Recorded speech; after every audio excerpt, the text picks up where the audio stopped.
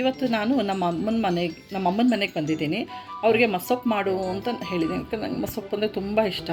ನಾನು ಮಾಡಿದ್ರೆ ಅಷ್ಟು ಟೇಸ್ಟ್ ಆಗಲ್ಲ, ಬಟ್ ನಮ್ಮಮ್ಮ ಮಾಡೋದು ತುಂಬ ಚೆನ್ನಾಗಾಗುತ್ತೆ. ಅದಕ್ಕೆ ನಾನು ನೋಡ್ಕೊಂಡಿದ್ದೀನಿ ನಮ್ಮಮ್ಮ ಏನೇನು ವೆರೈಟೀಸ್ ಹಾಕ್ತಾರೆ, ಎಷ್ಟೆಷ್ಟು ಹಾಕ್ತಾರೆ ಅಂತ. ಅದು ನಿಮಗೂ ಹೇಳ್ಕೊಡ್ತೀನಿ ನೋಡಿ.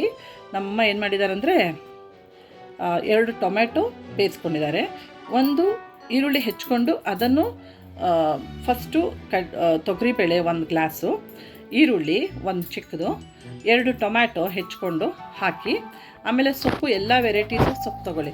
ಒಂದು ಸ್ವಲ್ಪ ದಂಟಿನ ಸೊಪ್ಪು, ಒಂದು ಸ್ವಲ್ಪ ಮೆಂತ್ಯದ ಸೊಪ್ಪು, ಸಬ್ಬಕ್ಕಿ ಸೊಪ್ಪು, ಪಾಲಕ್ ಸೊಪ್ಪು, ಅರಿವೆ ಸೊಪ್ಪು ಎಲ್ಲ ಕಟ್ ಮಾಡಿಕೊಂಡು ಚೆನ್ನಾಗಿ ತೊಳ್ಕೊಂಡು. ಯಾಕಂದರೆ ಸೊಪ್ಪಲ್ಲಿ ತುಂಬ ಮಣ್ಣಿರುತ್ತಲ್ವ, ಅದೆಲ್ಲ ತೆಗೆದ್ಬಿಟ್ಟು ಆಮೇಲೆ ಅದನ್ನು ಕುಕ್ಕರಲ್ಲಿ ಬೇಯಿಸ್ಕೊಂಡು, ಅದನ್ನು ಆಮೇಲೆ ಸ್ವಲ್ಪ ಜೀರಿಗೆನೂ ಹಾಕಿ, ಸ್ವಲ್ಪ ಮೆಂತ್ಯನೂ ಹಾಕಿ, ಹಸಿಮೆಣ್ಸಿನ್ಕಾಯಿ ನಿಮ್ಗೆ ಎಷ್ಟು ಬೇಕೋ ಅಷ್ಟು, ಅಂದರೆ ಸ್ವಲ್ಪ ಖಾರ ಬೇಕಂದರೆ ಖಾರ ಹಾಕ್ಕೊಳ್ಳಿ.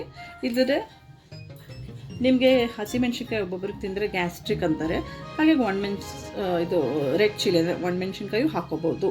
ಅದಾದಮೇಲೆ ನಾನು ಬೇಯಿಸ್ಕೊಂಡಿದ್ದೀನಿ. ಬೇಯಿಸ್ಬಿಟ್ಟಾದಮೇಲೆ ಇದನ್ನು ನಾನು ಮಿಕ್ಸಿ ಮಾಡ್ತೀನಿ.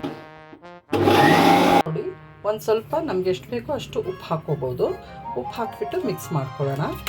ಮಿಕ್ಸ್ ಮಾಡ್ಕೊಂಡಾದಮೇಲೆ ಚೆನ್ನಾಗಿ ಕಲಸಾದ್ಮೇಲೆ ಇದಕ್ಕೆ ನಾನು ಒಗ್ಗರಣೆ ಹಾಕಬೇಕು.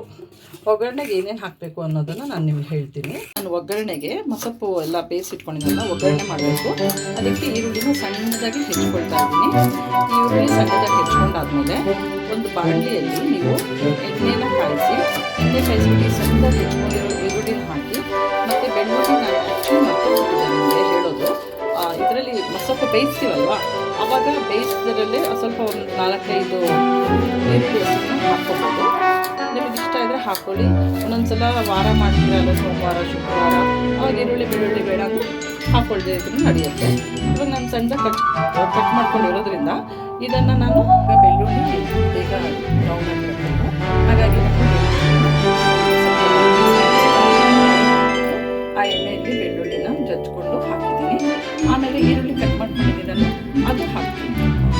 ಸಣ್ಣದಾಗಿ ಹೆಚ್ಕೊಂಡಿದ್ದೆ ಅಲ್ವ, ಅದನ್ನು ಎಣ್ಣೆ ಹಾಕಿಬಿಟ್ಟು ಬಿಸಿ ಮಾಡ್ತಾ ಇದ್ದೀನಿ. ಅದು ಸ್ವಲ್ಪ ಬ್ರೌನ್ ಆದಮೇಲೆ ನಾವು ಬೇಯಿಸ್ಕೊಂಡಿರೋದು ಬೇಳೆ ಮತ್ತು ಸೊಪ್ಪಿದೆಲ್ಲ ಅದರಲ್ಲಿ ಹಾಕಿದ್ರೆ ನಮ್ಮದು ಮಸೊಪ್ಪು ರೆಡಿ ಆಯಿತು.